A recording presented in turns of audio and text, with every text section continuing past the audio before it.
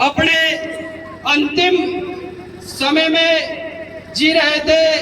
उस दुख की घड़ी में बाबा साहब ने एक बात बड़े दुख के साथ कही थी कि मैं अकेला लड़ा, अकेला लड़कर के आपके मान सम्मान, आपके स्वाभिमान, आपके अधिकार की लड़ाई को लड़कर मैं अकेला यहाँ तक लाया हूँ। लेकिन मुझे अंत समय में दुख इस बात का है कि मेरे इस कारवा को आगे बढ़ाने वाला कोई मुझे नजर नहीं आ रहा है। साथियों,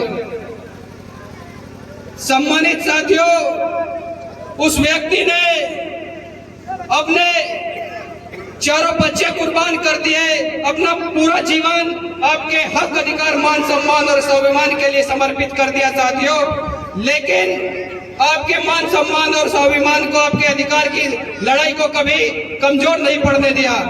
लेकिन आज का ये वक्त है, आप लोगों को सोचने और समझने की जरूरत है। साथियों, जिस कारवा को बाबा साहब अपने पूरे जीवन को समर्पित करके यहां तक लाकर खड़ा किया अकेले व्यक्ति ने, आज वो कारवा लुटता जा रहा है। साथियों, इस कारवे को बचाने के लिए कोई व्यक्ति आपके समाज को संभालने के लिए आगे आने को तैयार नहीं है।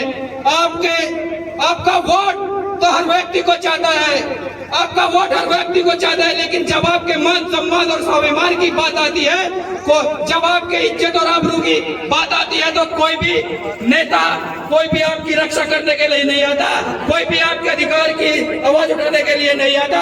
अगर कोई आता है तो भीम आर्मी के सिपाही आते हैं, भीम आर्मी का शेर आता है, भीम आर्मी के चीफ एडवोकेट चंद्रशेखर आजाद आपके हक, अधिकार और मान सम्मान की लड़ाई को लड़ने के लिए आप लोगों के बीच में आते हैं। साथियों, महापुरुषों ने एक बात कही है कि जिस समाज, जिस कौम का कोई इतिहास नहीं होता, वह समाज कभी शासक नहीं बन सकता।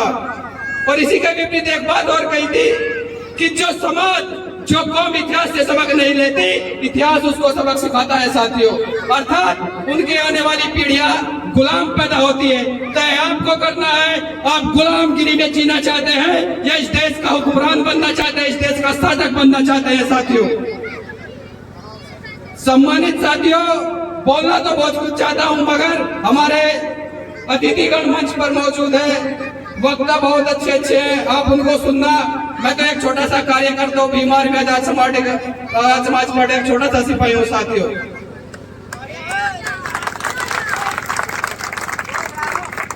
बाबा साहब ने कहा था, एक नारा दिया था, बड़ा फेमस नारा है कि शिक्षित बनो, संगठित रहो और संघर्ष करो।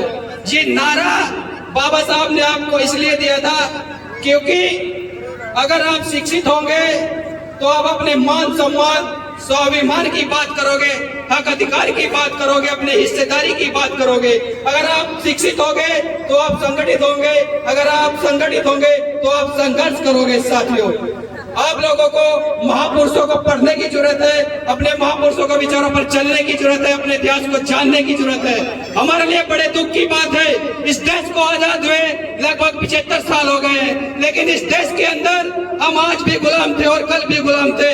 फर्क सिर्फ इतना है कि कल हम सारे गुलाम थे, आज हम लोग मानसिक गुलाम है। साथियों, इस देश के अंदर हम लोगों को जाति और धर्म में बांट करके इस देश पर शासन कर रहे हैं 15% मनोवादी लोग। साथियों, आप लोगों को सोचने और समझने की जरूरत है, अपने महापुरुषों को पढ़ने की जरूरत है। ये देश हमारा है, हम इस देश के शासक हैं, हम इस देश को लूटने और पटने नहीं देंगे। आप लोगों से बस इतना ही कहना चाहूंगा, आज हमारे प्रत्याशी आप लोगों के बीच में हैं, इनको ज्यादा से ज्यादा वोट करें और बड़े भाई एडवोकेट चंद्रशेखर आजाद जी के हाथों को मजबूत करने का काम करें, उनके साथ कंधे से कंधा मिलाकर चलने का काम करें। कहीं भी आपके मान सम्मान और स्वाभिमान की बात आती है तो भीम आर्मी आजाद समाज पार्टी का एक एक कार्यकर्ता आपके लिए एक पसीने की जगह खून की नदियां बहाने का काम करेगा एक एक सिपाही। ये आपको वचन देता है। जय भीम, जय भीम आर्मी।